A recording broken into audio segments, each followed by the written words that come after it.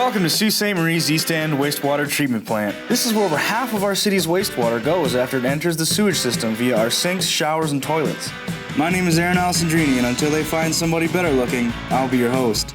Today I'm joined by our friends Michael Poliani, Bill Reed, and Lisa Stasia, as they walk us through the process of taking our city's wastewater and transforming it back into a clean state to be safely reintroduced to our natural water system without impacting the environment.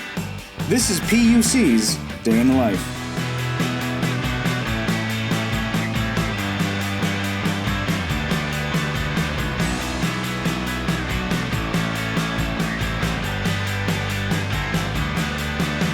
So I'm here with Bill Reed. This is the first stop on our tour. This is the inlet building. So this is where all of the sewers and the municipal waste all sort of enter the complex, right? And so can you tell me a little bit about this spot and kind of what we got going on here? So in our inlet building, this is where the incoming sewage comes into the plant. We have a couple of pumping stations out that bring it to us.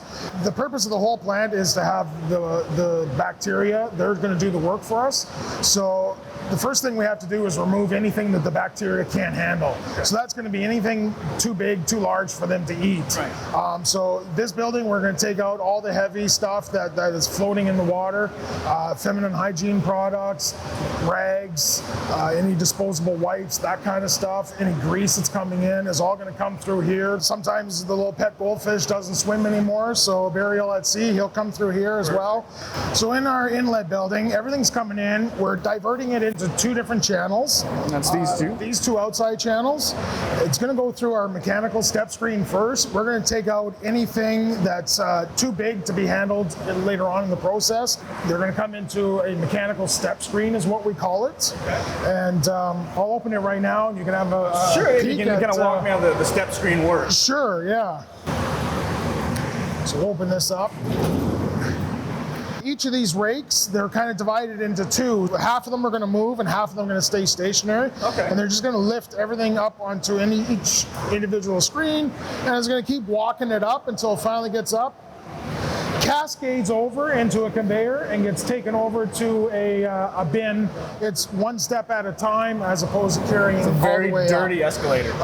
Very dirty, yes. We're at the tail end of everything coming in. So all the heavy stuff that doesn't belong in wastewater will come through here. We've come across quite a bit of stuff over the years. We've come across hard hats, 6-foot section of weeping tile. I've pulled up a couple of living snakes and released them back out into the wild. Yeah. The water is able to flow through these things, through the plates, and as they keep walking up, they'll bring newer stuff up there. And as the material builds up, it actually forms a bit of a mat, and it'll start filtering and collecting even more finer stuff, taking even more out of the wastewater. It gets to a certain differential of water level, and that's what initiates it on its own to walk up. So all this machinery will work on its own. We're just here to maintain it, keep it in good running order, and it works very well without us. Just to keep it greased. Absolutely, yeah. Now this is why it's so important not to be flushing your contraceptives and your feminine hygiene products and your Barbie heads and goldfish and everything, because this is where it all ends up, is right here. Absolutely, yes. Nothing should be going down the toilet other than what basically comes out of you and I. Right. There are other disposable methods to get rid of that stuff, specifically the garbage for most of it. So that's what landfill waste is for. But yeah, please don't put it down the toilet. Right now, one of our biggest problems are the flushable wipes. Right. The wipes, flushable means it'll go down your toilet. After that, it still causes us problems. Causes some issues in the machine and the filtering. In the collection system, as well as at the sewage plants, yeah. So it's not just a problem for us, it's a problem for the city workers and everything else.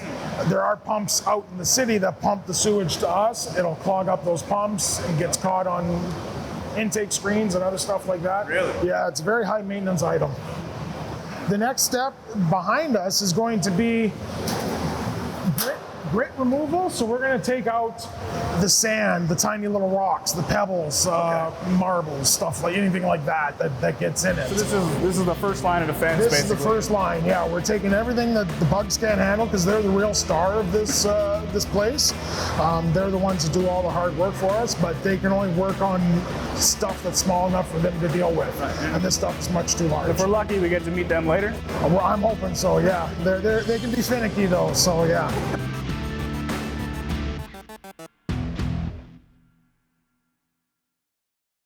So after the step screen process, we come down to the grit removal, right, Bill? Yes. So kind of walk me through what this whole system does. So after the steps screens, we're going to have the water come in, and you can almost see a bit of a circular pattern here where all the grading is. We're going to slow the water down a little bit, and what that does is now it allows the grit to settle out because the velocity of the water is what kept it in suspension before. Now we're going to slow it down a little bit. We let that stuff drop out. We can't see it too well here because ours are bedded in the ground, but it's almost like an ice cream cone shape. And the part that you would hold, yeah, it's going to taper and then taper in and then go down. The part that you would hold at the bottom is where we're going to collect all that grit. We're going to make a slurry out of it, and we're going to pump it up with these pumps. And they come over to a pyramid classifier over here that we call it.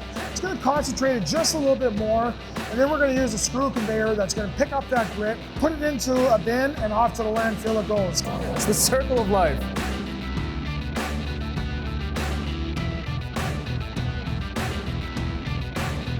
Okay, so behind us, this is where we've fun gathered stuff up goes. everything that's come out of the water, yeah. We put all our rags and cloth material through a compactor, and that's the circular pipe up there that's pushing it out. We've affectionately named it the sausage maker. And then beside it is the ramp for the grit coming down. You can see a little bit on the end. So once this bin fills up, we'll have it get hauled to landfill, and that's it. Well, there's nothing we can do with this material afterwards, so unfortunately it's got to go to landfill. How often do you say this gets filled and taken to the landfill? Again, it's going to matter on whether it's like spring runoff or the fall rainy season. It's going to go a little more often. If it's middle of winter, middle of summer, a little less often. But for an average number, probably one bin a month. Really? Just maybe a month and a half, right? yeah. What's the piping that I'm seeing here? What part of the process is that? This is all the air piping, so we're going to collect from this building and a couple of the other buildings that have a little bit of the stronger smells, and we're going to send all this air through a biofilter, we call it. Really? And so it's going to have a rock aggregate material down there. We're going to keep that rock moist because, again, we have bacteria living down there, so they always need a moist environment, and they always need it to be warm. So it's warm water there we're going to be adding. And then we're just going to percolate the air up through it, and they're going to eat the sulfides in the air, which is the smellier compounds, and the mercaptans is another name for them as well. They're going to eat all those smelly compounds, and hopefully the air that's coming out is going to have a lot less odor to it and keep our neighbors happy.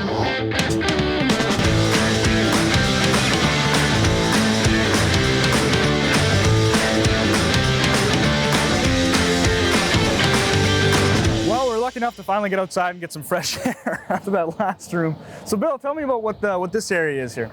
So now we've come to our primary clarifiers, and what we're going to do here is we've taken out all the rags, all the grit. Now it's the heavy organic solids that, again, the bugs aren't really going to break down this stuff real well. So we're going to let it settle out here. Again, we're slowing the velocity down a bit, let that stuff settle out. We're going to send the sludge that's here over to our another tank. It's called the fermenter. We're going to let that stuff sit for a little bit. We're going to let it ferment, and we're going to use the liquid that comes off of there over in our bioreactors. And what we're going to do is we're going to trick some bugs into be extra hard working for us with the water that comes off of there. So that's where that solids are going to go. So we barely keep very little solids in here. That's usually different from what happens at most sewage treatment plants. They want to collect solids in their primaries. We don't. We differ in that. That's because of our BNR process. Before we get to that step, we have to make sure that the bugs are ready to use everything in the water, and this is the last step of that. So we're going to get rid of the heavy organic solids. Preparing the meal for them, so to speak. Absolutely, yes. All right, Bill, after this, then what's the next step? From here, and we're going to go to the bioreactors. That's where our bugs live. That's where the magic happens. That's it, we get to meet the bugs. And yeah, we're going to see all the hard work that they do in the bioreactors. All right, let's take a look. Okay.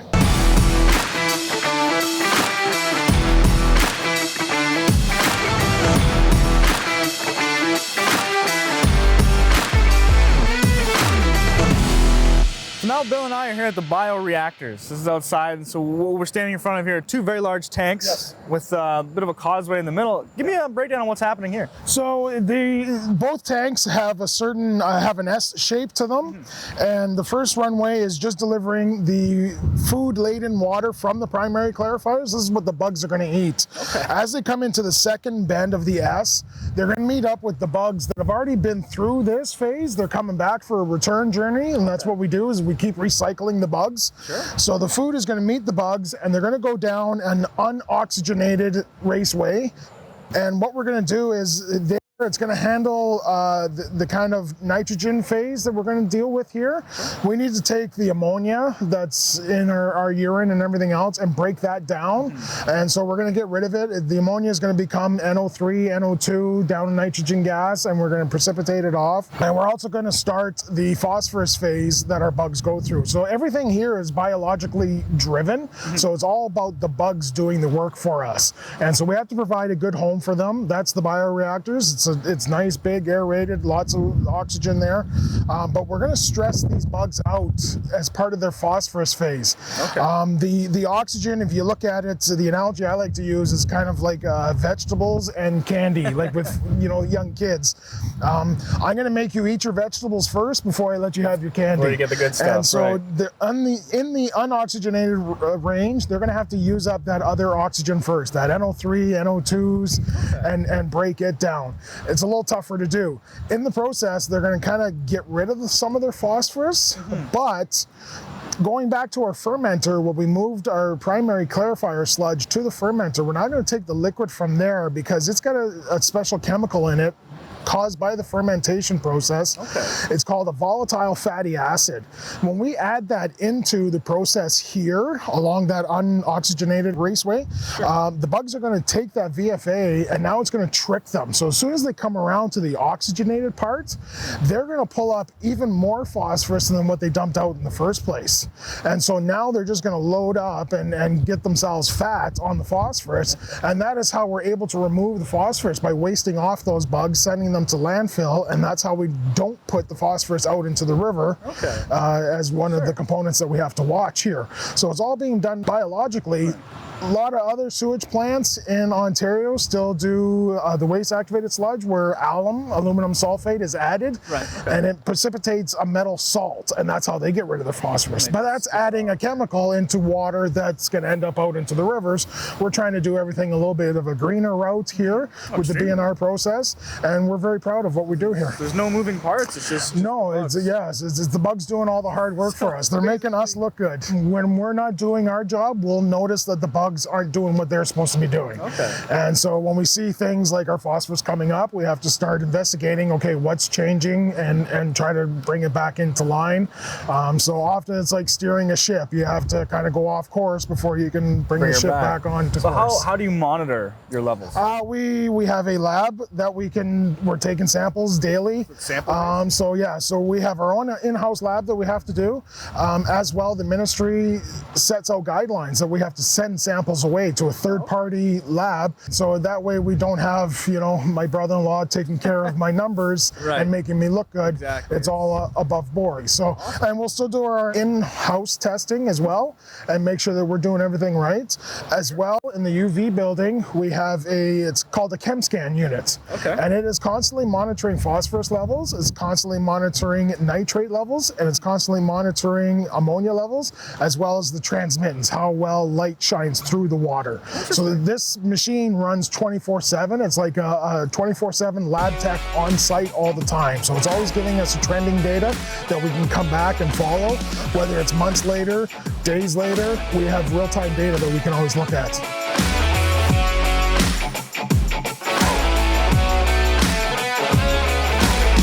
now I'm in the lab, joined by Lisa Stasiak.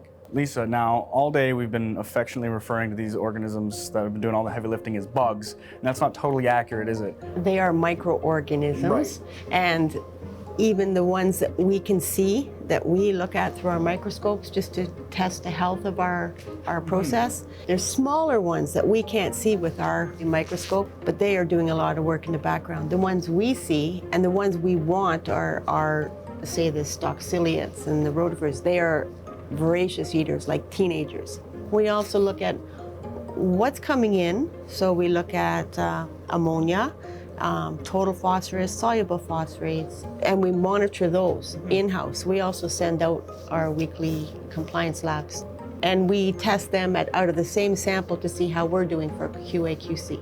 We don't want to wait for our lab results to come back after we've sent them out weekly, because by then things have changed and then we're being reactive.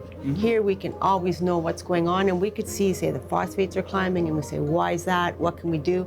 But we need to monitor how it's going, as opposed to, oh, geez, we failed, we better fix things now. We want to be able to fix things as we see them happening. Now, I've heard the terms like affluent and fluent waters, is that correct? Kind of all throughout the day, and I believe you have some samples, I actually. do. This is a sample of our influent. So Influent, this is okay. influent. And that's what comes into the plant. So this has been sitting for a while in the warm. So that's coming in from the main sewage lines and so that's what's coming in. That's broken particulate. up toilet paper, all sorts of stuff. And it's more than toilet water. So when people say, ooh, but it's not, it's shower water, it's sink water, it's, anything coming it's from. anything.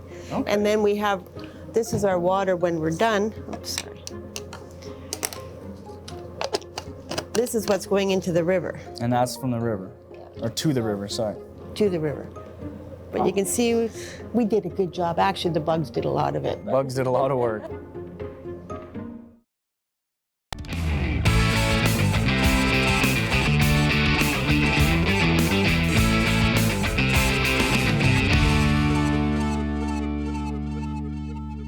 So I'm here in the secondary clarifiers, joined by Michael Poliani. How's it going, Mike? Very good, thank you. So give me just a bit of a breakdown of how these guys work. What's kind of happening within the tanks? So the purpose of the secondary clarifiers are where we were at the last point with Bill in the bioreactor. The water naturally flows towards here. Okay. And then it comes up through the center, if you can see there in the background. And as that happens, there's a natural settling of the elements within the water. Okay. And as that settles, there's a scraper bar on one side of that rotating arm that agitates it, and then there is a vacuum on the opposite end that will actually take everything take in, that sediment, yes, and then distribute it throughout the plant as they see accordingly. Essentially, it's a 16-foot glorified swimming pool, I guess. So after this stage, then where does the water end up? Once that water goes over that weir, it's pretty much a straight shot to that to the UV treatment, and then it's crystal clear after that. Awesome. Well, let's take a look at the UV treatment. Sounds good.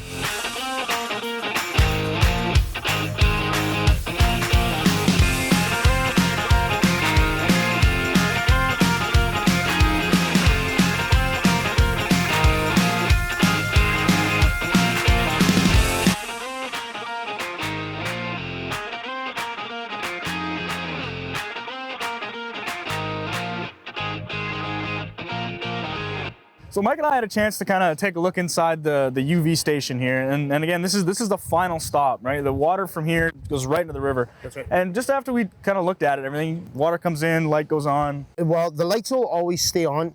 This is one of the lights right here. So there's 40 of these in each bank. Okay. So if required, all 80 are on, depending on flow and the UV dose that's required. What this does is provide UV light at a certain intensity to ensure that the effluent water that's being discharged from this plant far outweighs the cleanliness of the river water itself. And as a precautionary measure, a secondary measure to that, there is a ChemScan monitoring system that we use. So you guys are constantly testing to make sure that the water leaving the station is best quality, totally clean. That's right. And you were saying earlier too, now, because there's an algae issue, right? That starts to grow in the water there. You have a cleaning system for the bulb? There's essentially a cylindrical, more or less like a glorified squeegee that goes on here that at a certain requirement that it's starting to lose its intensity will actually slide down this tube Just clean her out. and just clean it off basically, and then come right back up. $5, I'll drink it. I might have a glass with you. Well, there you have it. Fortunately, what I've learned here today will stick with me much longer than the smell. We followed the city's wastewater from its initial intake in the inlet building, through grit removal, to the primary clarifiers, bioreactors, UV filtration, and finally out to the river. I would like to thank Lisa, Michael, and Bill, as well as PUC, for helping to shed some light on what it takes to finish the life cycle of water and return it back to nature as a clean effluent to restart the process again. Thank you for watching, and make sure to join us next time for the next part in our series. This is PUC's Day in the Life.